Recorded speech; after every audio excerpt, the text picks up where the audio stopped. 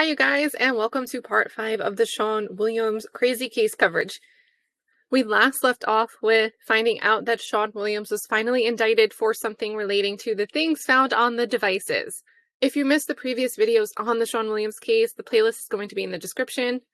And as a whole, the goal of this video series is to bring to light a years-long case in the making, involving police cover-up, corruption, retaliation against people who tried to raise awareness about the issue, and so much more, including the back and forth PR battle between the city of Johnson City and advocates and Jane Does that are filing civil lawsuits against the city. Now, our last video focused on the civil actions, the Jane Doe lawsuit, and with this, we're going to focus on the criminal action. So far, Sean Williams has only been indicted for, first, federal possession of ammo, which he was a fugitive on the run from that charge for 2 years, until he was picked up because police in another state, in North Carolina, saw him asleep in his car on university-owned property. And in his car, he not only had a bunch of drugs, but he had a flash drive that was taped together, 2 flash drives taped together, with the ends ready to plug and play. And on that flash drive, we find what looks to be 52 victims that he recorded that seem to be apparently unconscious while he's engaging in SA and other things. They also found a bunch of files of CP downloaded. And we last left off with Kathy Ball saying, hey, you know what? Now that we've got these lawsuits against us, at some point we decided we're going to get Johnson City Police Department and our own investigators outside of this investigation. We're going to phase away from it. We're going to turn it over to the DA. And within a couple weeks, these indictments finally drop, relating to things that have been sitting on devices that the Johnson City Police Department had since 2020. So in this video, we're going to look at the new indictments. So on September 13th, Sean Williams is indicted for CP production. This indictment includes 3 separate counts of sexual exploitation of children. And the dates, this was kind of crazy too. The dates are January 2009, which is the earliest we've gone back so far, May 2020, and December 2020. Conviction on each count would carry a prison sentence of 15 to 30 years.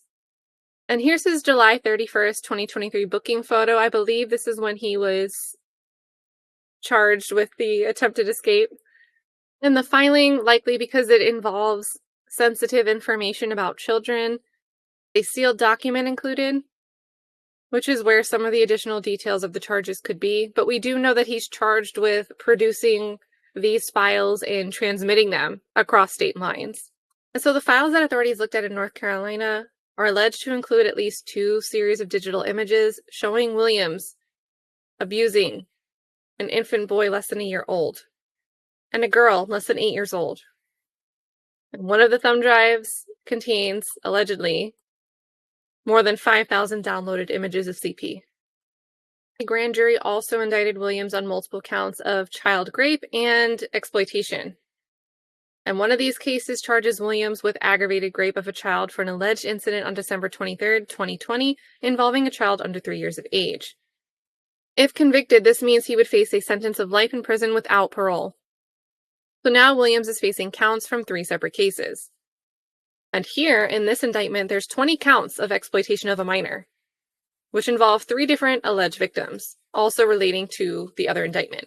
So these counts accuse Williams of knowingly using the alleged victims to participate in the production of material that includes the minor engaging in not good activity in some cases, and engaging in simulated activity in others. So case 1, this is the one going back to about 2009. They say sometime between May 1st, 2008 and July 19th, 2011. Williams violated a child 2 different times at some point during that time period. And that victim was between the ages of 3 and 13. Williams is also accused of 4 counts of especially aggravated exploitation in that case. The second case, dating May 20th, 2020, involves 12 counts. And it also alleges that Williams committed aggravated sexual battery 3 times against a victim who was less than 13.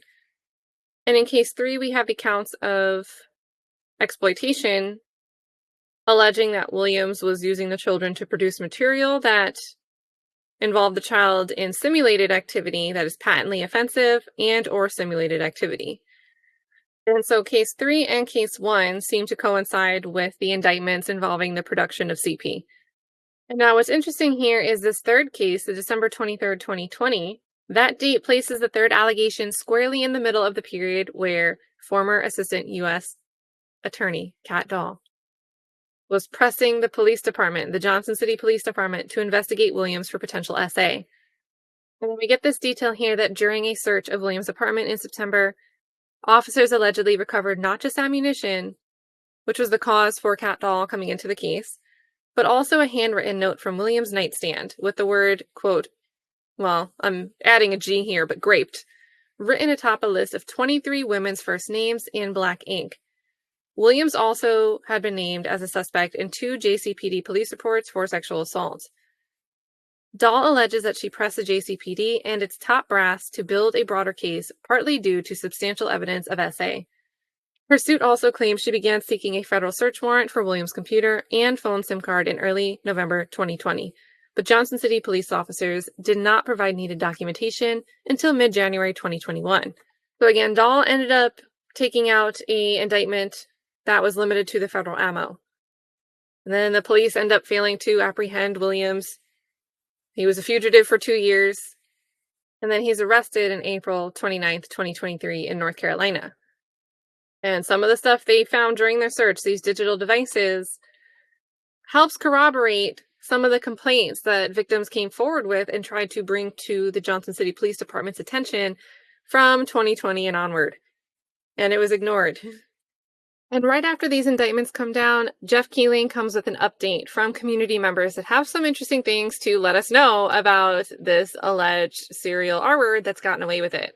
So Jeff Keeling finds out that Sean Williams was a regular at Dos Gatos coffee shop. That put Williams, the then owner of Glass and Concrete Contracting, in frequent contact with Dick Nelson, who's owned Dos Gatos in East Main Street and been a downtown resident and business owner for decades. Thursday, after news Williams had been indicted on multiple child rape and aggravated exploitation charges, Nelson talked about his perception of Williams, including an admission that while the charges concerning minors shocked him, the allegations of SA didn't, meaning against adults, didn't shock him. He lived downtown. When we lived downtown, he would come in 2 or 3 or 4 times a day and get his drink, an iced mocha, Nelson said. He remembers Williams as a lucrative customer. Quote, he pointed out one time, I probably spend $3,000 a year here. But one who not infrequently had baristas remake his drink if there was something he didn't like about it. Nelson said Dos Gatos baristas always want to make a drink perfect and are happy to remake one, but it's rare for somebody 1 out of 4 times to say, this tastes like licorice. Because Williams seemed to Nelson to be fairly unsociable when he and his partner saw him out occasionally, and terse in general, quote, borderline not interested in talking to anybody, Dos Gatos staff kind of dreaded to see him come through the door. But come through he did, week after week and year after year, until he fled town after the police department unsuccessfully tried to serve an arrest warrant on him in early May 2021. He also did some work on one of Nelson's downtown buildings. Nelson said prior to news breaking in June 2022 of Williams' alleged misdeeds, while he didn't witness any particularly shady behaviors, he did observe a few things that gave him pause. I mean, everybody would see him, it seemed like, with a different woman all the time. One time I pointed out how skinny he was looking and he said, too much hookers and cocaine, Nelson said, and that could have been a joke from a person with no humor. A lot of times you hear about somebody in your neighborhood being indicted or convicted or accused of pretty horrible things and you say, he always kept to himself, he was quiet, he was such a nice guy, or something like that.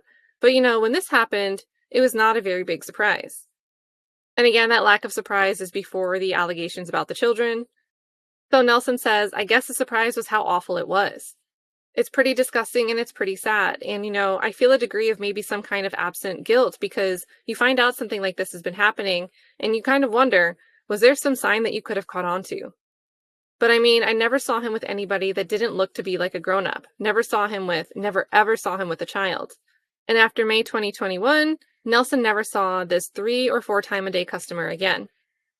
And on September 15th, we get an update that there's supposed to be a trial date set for January 23rd. Spoiler alert, that's not going to happen. And then on September 20th, we have a 3-year anniversary update from Mikayla Evans, the woman who fell or was pushed, or we don't really know. It was in the case file labeled as a homicide, and then it wasn't pursued as a homicide. but she fell from this 5-story apartment window that Sean Williams owned, and she's still saying that she still wants justice and doesn't believe that her fall was an accident. She doesn't remember the last minutes leading up to her fall. I don't remember going down the street, going up in the apartment, going in there, walking around. If I used the restroom, even if I did, I don't remember that. I don't remember falling out of the window. I just remember waking up in the hospital and starting to panic.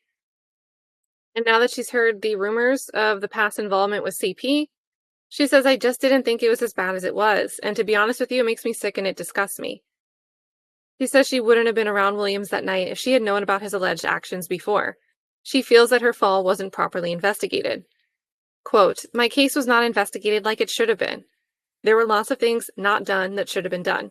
And right after this article where Mikayla Evans expresses that she hopes some charges will come eventually, that something will be done, or that the other charges he's facing result in some type of action, prosecutors seek ammo charge dismissal. So, September 26th. Federal prosecutors have moved to dismiss the criminal charge, felon in possession of ammunition, that first got former downtown business owner Sean Williams in legal trouble. So, he still faces a raft of other federal and state charges for the drug and sex crimes. But Assistant U.S. Attorney Megan Gomez filed a motion Monday requesting that Eastern District of Tennessee U.S. District Judge Clifton Corker dismiss count 1 of what is now a 2-count indictment in the 2-year-old case. She does ask that it be dismissed without prejudice, meaning it could be reinstated. And then it's also noted that this same week, Williams' attorney, Bryce McKenzie, filed a motion requesting the ammunition trial be transferred to the Eastern District Knoxville or Chattanooga divisions, or that a jury be selected from people outside the Tri-Cities media market. And in the motion, they argue that because Williams has received extensive, nonstop media coverage regarding other more serious criminal allegations, including allegations of rape and and CP. And essentially, this widespread coverage, this extensive coverage, would make a fair local trial impossible. And on September 29th, we get a small update on the civil side, going back to the Jane Doe lawsuits and the motion for a limited gag order that we talked about in Part 4. Here, Johnson City attorneys are saying, Judge, please don't allow this gag order on the city. This would violate our First Amendment rights, and it's not needed to guarantee a fair trial. And part of that argument says that the majority of pretrial publicity in this case was created by the plaintiffs, based on the interview given by their attorneys and the pleadings they have submitted. To the extent there is a clear and present danger of a fair trial, the defendants are not to blame. And again, this is stemming from the most recent briefing that we watched with Kathy Ball, saying, hey, look, this is how the legal system works. Our attorneys, they're tasked with defending Johnson City, and they're going to use the defense of comparative fault to reduce the damages against the city if the city's held liable, because the victims participated in drug use during the time periods preceding the incidents they alleged to have occurred. And there was a lot of pushback against that, including the attorneys for Jane Doe's asking the court to issue a limited gag order. Hey, stop the city from making these extrajudicial statements, these out-of-court statements that mischaracterize and are factually inaccurate about the plaintiffs in this case. And then flip over back to the criminal side, because again, we are rewinding and following this case from the beginning as it started to build, develop, unfold. So on October 3rd, we have a response and the federal ammo charge is dismissed. But here we do get Assistant U.S. Attorney Megan Gomez's reasoning for wanting to dismiss this charge. She had said that the 3 production counts carry sentences of 15 to 30 years. And for Williams, that would essentially mean a life sentence if he's convicted. So dismissing one of the less serious cases and moving the trial on the remaining one to a later date allows the court to focus on the more serious charges. And then at the same hearing, Gomez gave a counter-argument to McKenzie's claim of nonstop media attention and said that most articles are not inflammatory or highly prejudicial, and that many of them simply describe the status of the investigation or the charges that have been filed in a neutral manner. And it's my own opinion here that, the charges are just kind of inherently inflammatory.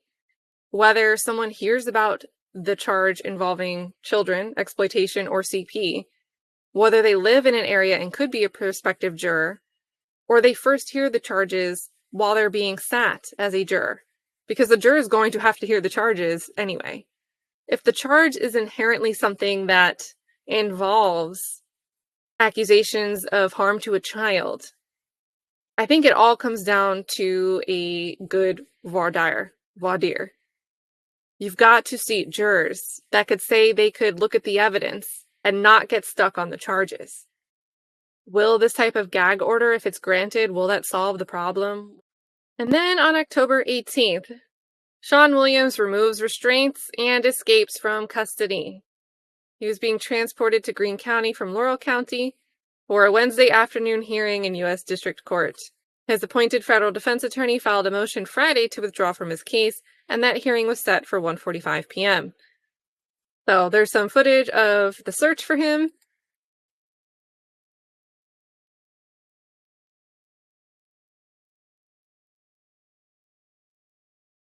And then David Jolly, the head of U.S. Marshal for the Eastern District of Tennessee, told News Channel 11 that a back window was kicked out of the van in which 2 Laurel County jail transport officers were transporting Williams and another inmate. Jolly said that Williams was restrained during transport, but has managed to remove his restraints. He said it's standard for the sheriff's departments and other law enforcement agencies that have contracts with the federal court system and marshals to transport prisoners to appointments without being accompanied by marshals. Those agencies typically bring prisoners to the marshals, who then take custody of them at the court. And then they're investigating the escape and how it was possible. We'll find out more about that. And Jolly says that I can tell you that if we find there was any facilitation of this in any shape, form, or fashion, negligence of it, we will be seeking prosecution against anybody that may have had any involvement in that. So trying to make a good determination right now on how it happened. And it's reported that he escaped custody at 7:30 a.m. during the transport. He was last seen in the Summer Street area of Greenville around 8:30 a.m. They're reporting that his head had been shaven and he was wearing jail-type clothes. So there's like this tiny picture here. His hair is shorter, it's still intact, and he's wearing these clothes. And then the Tennessee Bureau of Investigation and U.S. Marshals each offered a $2,500 award for information leading to his capture, totaling $5,000 total. And then we've got this new wanted poster that's using a May 9th picture. So even though they describe his appearance, he's wearing light tan jail bottoms and top, people are looking at this visually, they're probably looking for something more consistent with this. So we know that he was a fugitive for 2 years on this ammo possession charge. He tries to escape custody earlier in the year. Now he actually successfully escapes by kicking out the back window of a van and getting out of his restraints.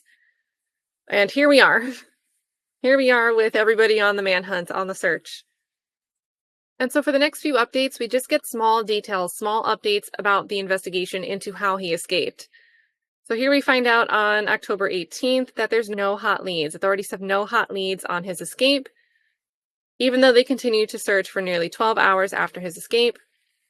And David Jolly keeps saying that he has a lot of questions about how the situation happened. Jolly said that according to the federal government's contract with area jails, the 2 detention officers transporting Williams should have ensured he was handcuffed and shackled. This is an extremely rare situation to have an escape from one of those transports. I can't remember the last time I was involved with one of these. Jolly seems to be like, he kind of immediately, his thought went to, did somebody facilitate this? It's almost like he doesn't want to come out and say that someone did. He's saying it in a way that's, if we find out that's what happened, we're going to take action against that. This is weird. I can't remember this happening like this. This shouldn't be how it goes. Something's not right here. And in the recent amended complaint in the Jane Doe lawsuit, we get that allegation of police conspiracy. Hey, you know what? You hold on to those funds you seized if you turn a blind eye to the things that I did. So we're starting to see allegations there coming through in the civil action, and then we have this escape happen. And Jolly's here scratching his head like, there's no way this happened just accidentally. This doesn't make sense that this would just be a mistake. Both Laurel County officers were in the front of the van, and Jolly was very specific when asked whether any authorities actually saw Williams exit the van. Leaving behind a second prisoner, Jolly stated, made no effort to escape. As far as I know, they were unaware that he had made his way out of the van at the time that he did escape. One thing investigators do know is that Williams had somehow managed to get out of his handcuffs and leg shackles at some point. Questions were made about how all that happened too, Jolly said. After law enforcement agencies began posting about the incident on social media shortly after 9 a.m., Jolly said there were confirmed sightings of Williams, on foot and still wearing his tan jail clothes, during the morning hours. At least one witness noticed he had blood on his shirt, likely from cutting himself going out the back window.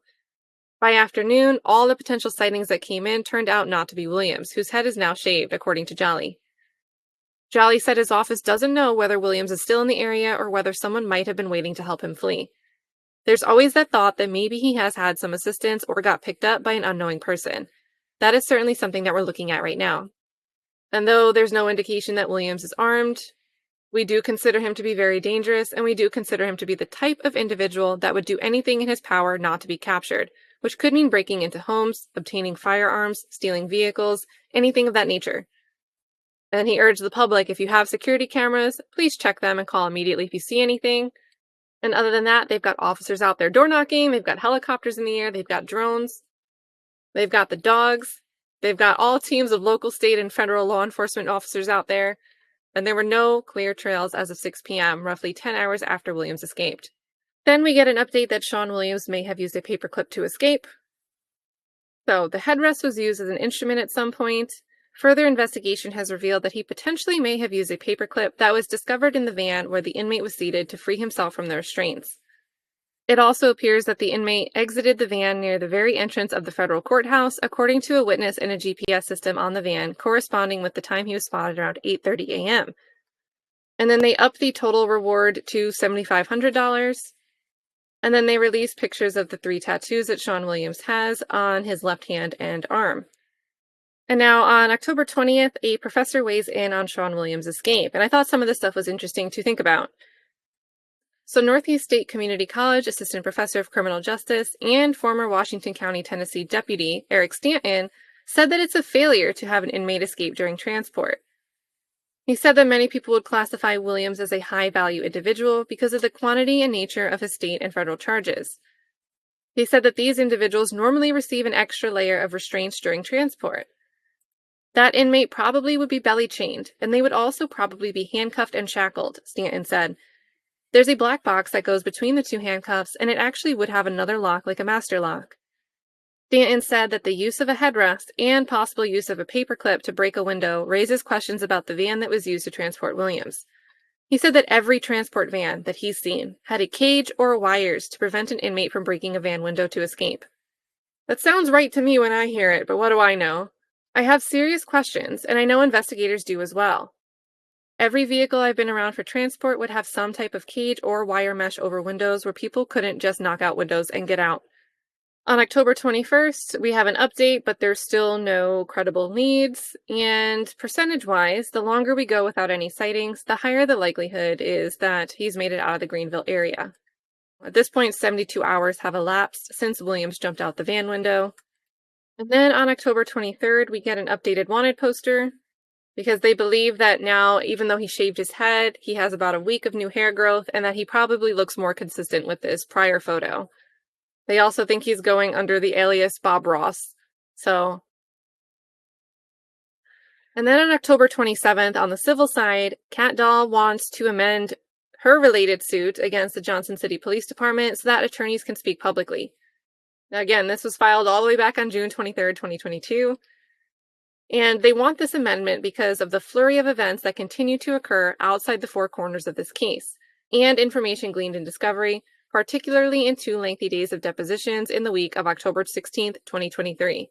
Also, because of extrajudicial statements to the press by Johnson City and Sean Williams, a day later, they filed a motion claiming that extrajudicial statements to the press by Johnson City and Sean Williams justify allowing her attorneys to be able to make limited statements to protect Dahl from the substantial undue prejudicial effect of recent publicity. So within the motion, and this is why they have to make it, Dahl's attorneys reference standard federal court protocol, which does not permit attorneys in a federal case to make statements to the media while the case is ongoing, except within very strict limits. The motion claims Johnson City, particularly through city manager Kathy Ball, has made numerous on-the-record statements, and that, quote, some of those statements are false and or misleading and or will cause substantial undue prejudicial effects to Dahl. And another change in this amended complaint, Dahl wants to dismiss 3 of the John Doe defendants, the police officers who initially went to Williams' apartment on May 5th, 2021, to attempt to serve a federal warrant. The 3 were named in Count 3 of the suit, which alleged a civil conspiracy count between them and Turner to protect Williams in a manner that ultimately violated Dahl's constitutional rights. The amended complaint would add a count against Johnson City related to the National Defense Authorization Act, alleging Johnson City mismanaged federal funds related to her employment and its investigation of Williams. On October 30th, we have an update on the search for Sean Williams. The trail is still cold. Investigators have been to numerous locations to interview people and pull video from security cameras at stores, gas stations, truck stops, etc. But all have not been Williams. And then on November 2nd, U.S. Marshal David Jolly speaks with Jeff Keeling.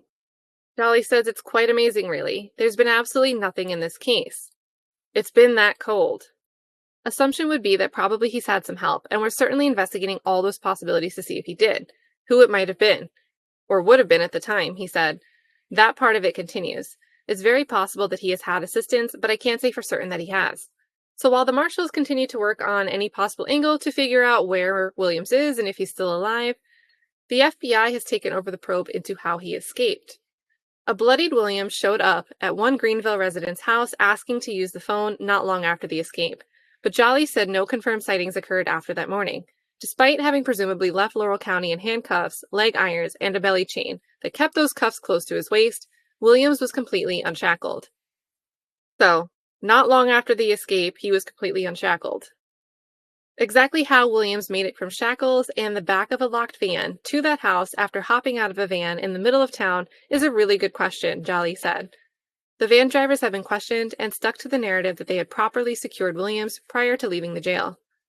We so far don't have any evidence to show that they intentionally were in collusion with Sean Williams. Now, whether there was negligence on their part, possibly, but intentional, we don't have any evidence to show that so far in the investigation. I will say the investigation is still ongoing and the outcome could change. Jolly notes that unlocking handcuffs would be hard to do even with a key. If you get your hands in the right position to do so, it could be done with a different device. That leaves open possibilities ranging from Williams managing to use something other than a key, to the devices not really being locked when he got in the van, to someone having given him a key. Jolly said investigators are looking at all of those as possible. If they did everything the way they're supposed to, then they should have been in place properly unless somebody helped him in some way. So far, we haven't uncovered any evidence of that, but not to say it wasn't there, and we may learn something differently as we continue to look into this. Even unrestrained, just to reach the window glass, Williams would have needed to break through a protective metal screen that's built into the transport vans, if that screen was there as required. That's another question that's still unanswered, because there was no screen present when marshals began checking the situation, and one hasn't turned up. So if one was there, did he remove it cleanly, carry it out of the window with himself, and run with it to a place that it was lost in the trail, no one found it? It was either removed or not there, one or the other, and we're not totally sure which, so we're trying to determine if that van may have had a missing screen on it. And Jolly acknowledges that this is absolutely something investigators want to learn. He said that a missing screen would have been out of character for Laurel County, which he said has been a model agency as far as the marshals are concerned.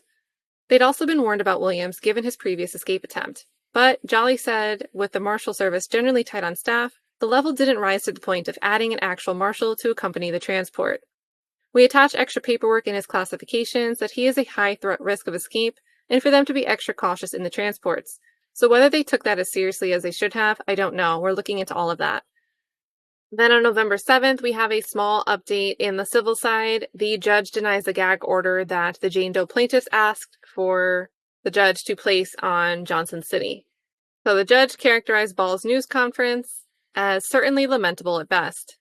And what's especially interesting here is in the city's response, in the city's opposition. Now remember, the city is representing the police department. That's the municipality.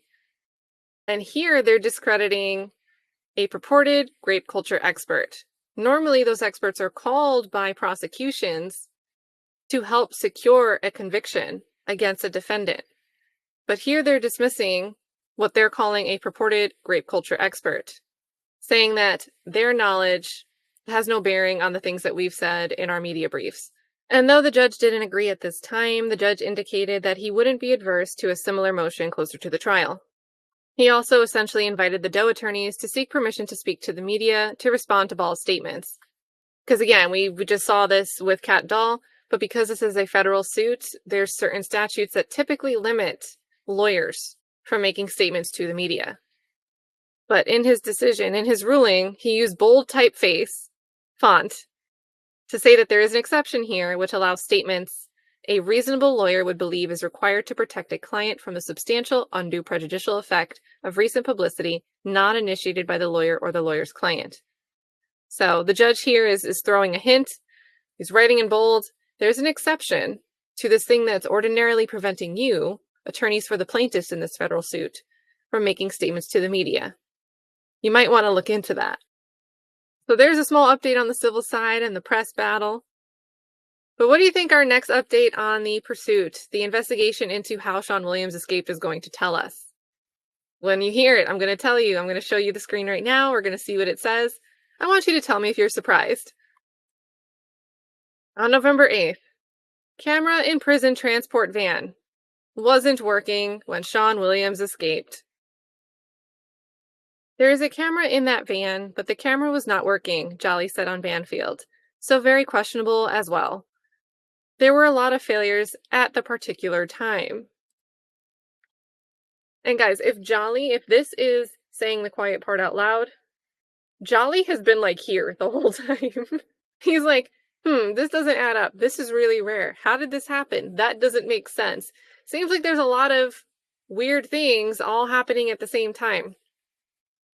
And I'm thinking of a metaphor that I hear Andrew Branca use a lot with the Swiss cheese of gun safety. So guns are designed with multiple layers and proper handling of a firearm. They want you to have layers of precautions in the way so you don't accidentally discharge a weapon and end up hurting somebody. So they call it the Swiss cheese where, maybe you're missing one layer of cheese, but there's layers of cheese in the way. The holes don't align for the accident to get all the way through and cause a tragedy. But when all the pieces of cheese are not followed or are not in place or something's wrong, it makes it a lot more likely for the tragic outcome to happen. Here with Jolly, in this example where we have someone escaping from the back of a van, we have a missing screen. We have a paper clip on the floor. We may have an issue with how he was restrained or shackled. It might not have been proper. Oh, we have the camera missing. We have a couple layers of questionable oopsies, and Jolly is reiterating that over and over. He says there's just so many questions related to how did this happen.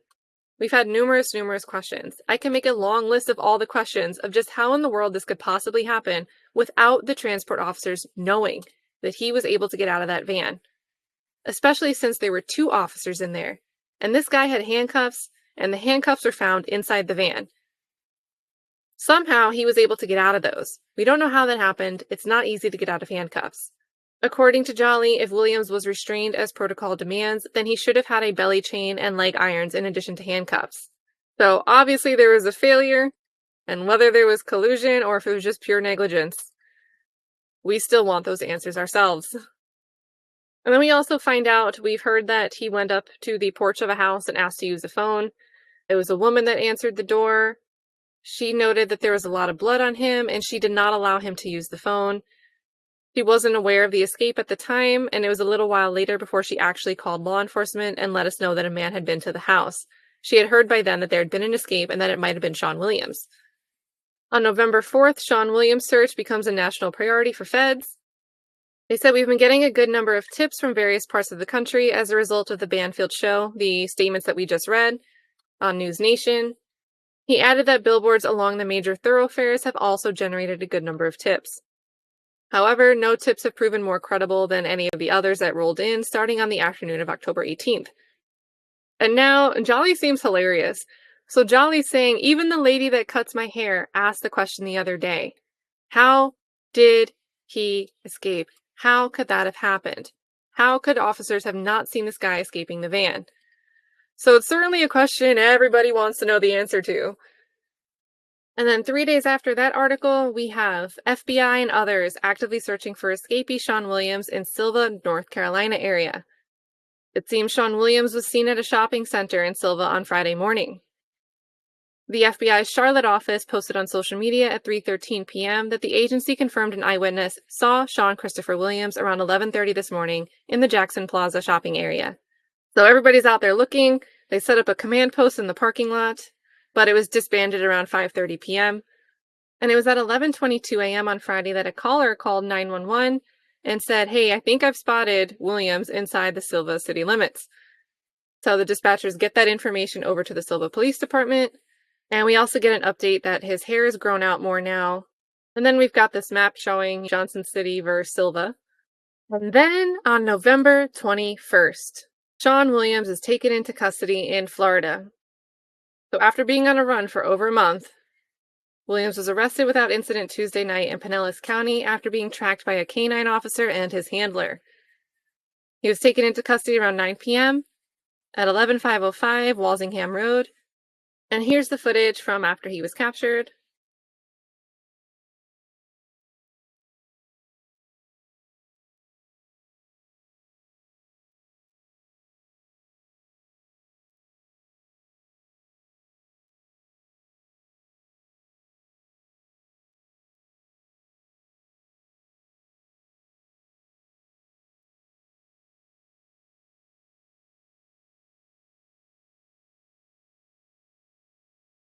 And we get some details about how this capture actually happened. So detectives showed store employees at the 7-Eleven on Walsingham Road pictures of the dangerous inmate, and just a few hours later, Williams would be inside that same store. The employees had said that as soon as they saw Williams' picture, they recognized him. "I'm like, oh my God, I've seen him," Marie Merchant, who owns the store with her husband, said. "He was just like another customer in the community, and we never thought nothing of him until we got the photographs. Customers have seen him since Sunday. There's been talk about him coming Sunday morning outside trying to pick cigarette butts, and they were trying to help him get a job because he was asking for a job too, so he was just trying to blend in with the community, so to speak." Merchant and the store manager, Tasha Baumgartner, who called police Tuesday night, said they'd seen Williams in and around the store for a few days. They also saw him sleeping in a green truck. He was outside, and he came in once or twice and stuff. And then he's back out in the truck, and I leave around 10 p.m. And when I left again, I thought to myself, dang, he's been out here all 3 or 4 hours just sitting in front of the store, Baumgartner said. It freaked me out then too, but I hadn't seen a photo of him yet, so I didn't think anything of it. I just thought, maybe he broke down. A few hours after detectives were at the 7-Eleven on Tuesday, employees there said Williams showed up barefoot. Employees eventually called investigators. So Brian Boyd, former DEA agent and forensics and counterintelligence expert, called Williams' escape suspicious. And then over the next week or so, we get a few updates with different details about the fugitive adventure. So on November 22nd, 2023, U.S. Marshal says that Sean Williams likely hid in Greenville, North Carolina for weeks after escape. On November 29th, we get an update from the Marshals that it will be about 3 weeks before there's an arrival of Sean Williams back to Tennessee, because he's still currently being held in the Pinellas County Jail. And here we have a closer picture of, when he was captured. Looking a little rough there. And then we get an arraignment date for December 21st. This is reported on November 30th by Jeff Keeling. And in a similar vein, on November 30th, we also get a trial date set for April 2025 for the Jane Doe civil suit against Johnson City Police Department. So that's a ways out, 2025, but it gives time for discovery and, honestly, maybe we'll have a resolution on the criminal side of the Sean Williams case. And then back over to Sean Williams, 2 days before the hearing date, where not only is he going to be arraigned, but we're also going to deal with the unresolved issue where Bryce McKenzie, his attorney, wanted to withdraw. Sean Williams attempts to unalive in East Tennessee jail. Williams had been placed in isolation, and about 2 hours later, he made this attempt, despite heavy supervision. Williams was stabilized and taken to a local hospital for treatment of a puncture wound. And while hospitalized, Williams will be under significant guard presence by sheriff's deputies and deputy U.S. Marshals. At the time, U.S. Marshals were unsure what Williams used to create the wound and are investigating the incident. And then on the eve of this hearing, we also find out from Jeff Keeling that federal authorities have charged, additionally, 3 new counts related to CP possession in North Carolina, which could add up to 60 additional years in prison if the former Johnson City businessman is convicted. So these charges were filed in an indictment on December 5th.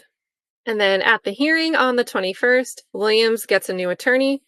Bryce McKenzie is free to go. And the trial is pushed to March, which we're going to find out it's pushed back again.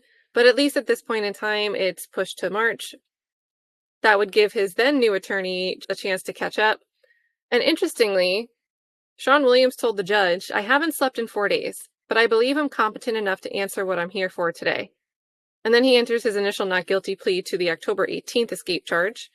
And then Judge Wyrick closes the court to most people because, with this motion to withdraw, there could be attorney-client issues coming up.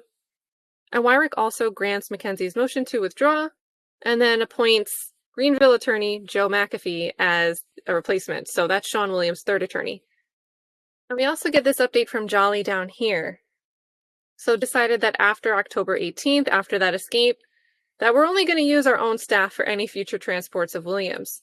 So Thursday, arriving to this hearing, Williams arrived in a convoy of 3 unmarked vehicles, 2 SUVs with a sedan in between.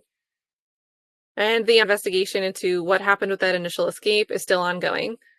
So Sean Williams is arraigned. We have trial dates set and rescheduled. We have third attorney stepping up to the plate. And we have a convoy making sure that Sean Williams cannot escape as he's being transported to these new hearings. The marshals have taken charge.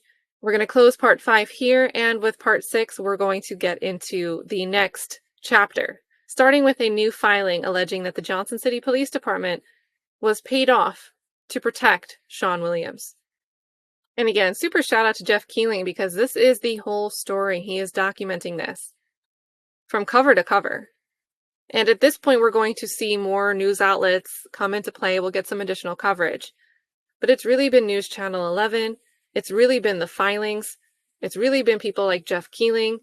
And we've also seen John Janko, Murray Lee, and Slater Teague are some other names that we've seen helping keep up on this Sean Williams case. So shout out to that, because without that, we'd be in the dark. So let me know your thoughts on this escape, the search to find him. How do you think it went down? What do you think about Jolly's statements and his focus on, this is very unusual. We have questions. What do you think about any and all of it? Turning the floor over to you guys, and we'll see you in part 6 as we get into the meat of these police payoffs. Take care.